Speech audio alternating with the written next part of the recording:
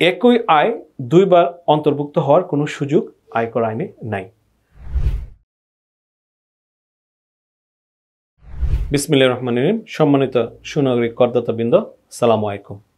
আজকে আমাদের আলোচনা বিষয় আয়কর আইন 2023-এর ধারা 28। আমরা আমাদের কেস স্টাডিতে প্রায় দেখে থাকি যে আমাদের করদাতাগণ যারা সচেতন করদাতা আছেন তারা আইনের যে সুফল, আয়কর আইনের যে সুবিধাগুলো এগুলো এনজয় করে থাকেন এবং আইন মেনে তাদের আয়কর নথি তৈরি করে থাকেন।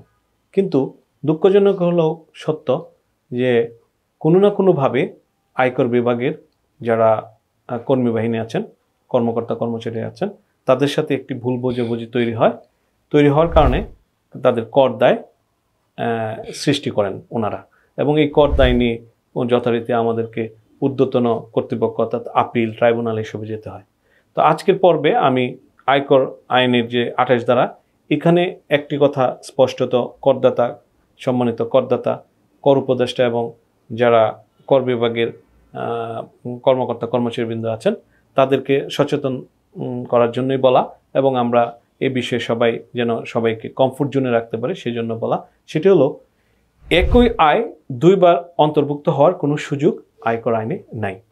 আমি যদি আমার কোনো একটি আয় ইতিমধ্যে ঘোষণা করে দিয়ে, অর্থাৎ আয়কর আইনের যে নথি আছে সেই নথিতে আমি যদি আমার উৎসের ব্যাখ্যা সহ ঘোষণা দিয়ে থাকি, সেই নথিটি পরবর্তী সময়ে যদি আপনি পুনর্উন্মোচন করেন বা অডিট আপত্তিতে নেন, নিয়ে এইটার ব্যাখ্যা চান, যে ব্যাখ্যা কোনো কারণে আপনার মনোপুত হলো না, আপনি আবার চুপ করে ট্যাক্স করে দিলেন, এটা আমার জন্য অবশ্যই বার্ডেন হবে এবং এটা মৌলিক আয়কর আইনের যে ধারা 28 তার ব্যত্যয় ঘটবে বলে আমরা মনে করি।